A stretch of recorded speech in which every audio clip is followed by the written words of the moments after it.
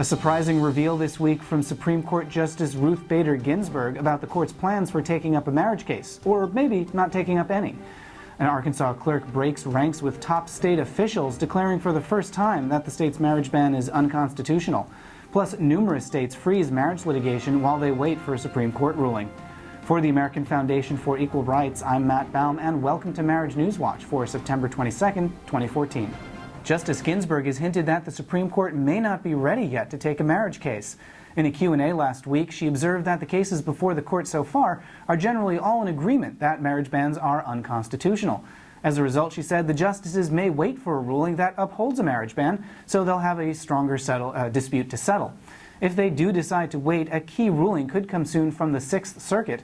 Judges there could soon decide a case in Kentucky, Michigan, Ohio, and Tennessee. It's anyone's guess how the Sixth Circuit will rule.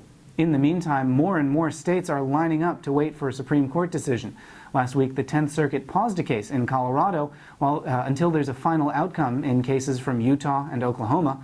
A judge in West Virginia has halted a lawsuit there pending an outcome in Afer's Virginia case.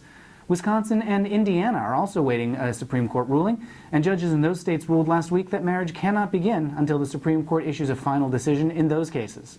But other lawsuits are still moving ahead. Couples in Wisconsin have filed a new lawsuit seeking recognition of licenses that the state issued while marriage was briefly legal. Florida Attorney General Pam Bondi has appealed a decision in 4 recent decisions in cases that overturned marriage bans. And Arkansas state officials have filed a new brief appealing a decision by a lower court that the state's marriage ban is unconstitutional.